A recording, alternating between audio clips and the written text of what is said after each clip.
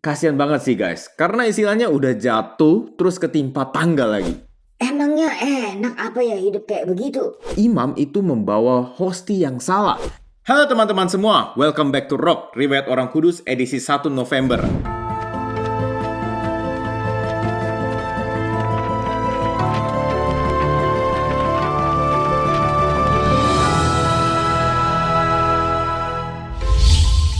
Hari ini kita akan membahas riwayat dari Beata Sibilina Biscosi, pelindung orang yang kehilangan orang tua. Sebelum kita mulai, monggo di-share dulu video ini supaya semakin banyak orang dapat hidup kudus lewat teladan para santo santa. Oke, tanpa berlama-lama lagi, mari kita mulai. Cerita bermula di kota Pavia, Italia tahun 1287. Di tahun ini lahirlah seorang bayi perempuan bernama Sibilina Biscosi. Masa kecil Sibyl bisa dibilang sangat menyedihkan guys. Kenapa? Karena di usianya yang ke-10, ia harus kehilangan kedua orang tuanya. Sebagai yatim piatu, tentunya Sibyl harus bekerja keras untuk memenuhi kebutuhan hidupnya sendiri. Ia kemudian putus sekolah dan bekerja sebagai asisten rumah tangga dalam suatu keluarga. Sayangnya, 2 tahun kemudian ia harus kehilangan penglihatannya. Gak dijelaskan secara detail penyebabnya, tapi kondisinya ini memaksanya untuk berhenti bekerja.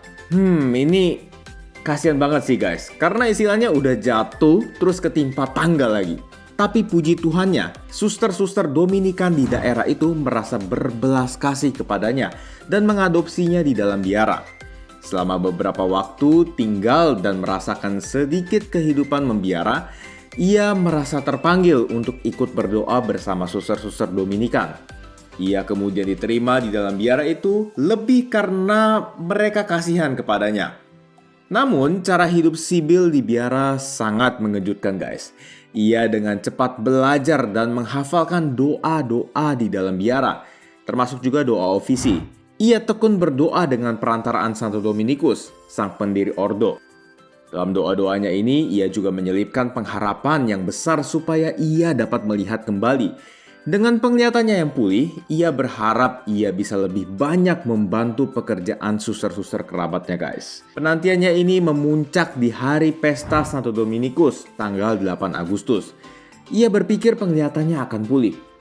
Tapi kok dari ibadat sore sampai besokannya, dia masih nggak bisa melihat guys. Dia lalu berdoa dengan khusyuk di depan patung Santo Dominikus dan mohon bantuannya agar ia bisa melihat lagi. Lalu Sibyl mengalami ekstase dan bertemu dengan Santo Dominikus. Ia lalu berkata kepada Sibyl, "Kamu harus menderita kegelapan agar suatu hari kamu dapat melihat cahaya abadi."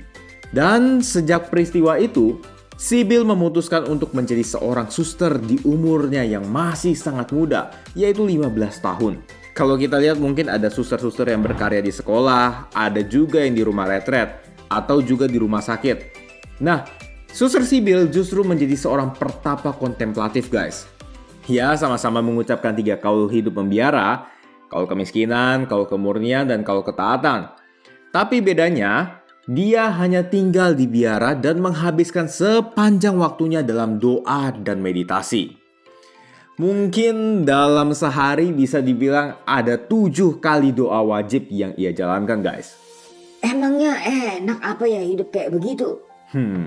Suster Sibyl sendiri mengakui kalau 7 tahun pertamanya adalah yang paling buruk. Cuaca yang gak bersahabat membuatnya harus terus bergerak atau justru meringkuk kedinginan dalam sel pertapaan. Tapi perlahan lewat penderitaannya ini, ia semakin banyak dikaruniai penglihatan atau visi akan orang-orang kudus. Ia juga mulai dikunjungi oleh para peziarah untuk meminta nasihat rohani daripadanya. Kematangan rohaninya juga membawanya pada sensitivitas yang tinggi akan kehadiran Tuhan Yesus dalam sakramen Maha Kudus. Wah, gimana tuh ya maksudnya? Contohnya kayak begini guys. Kalau ada 2 keping hosti disejajarkan, yang satu sudah dikonsekrasi dan yang satu lagi belum dikonsekrasi, ya roti biasa lah. Kira-kira kita bisa bedain nggak? Nggak kan ya?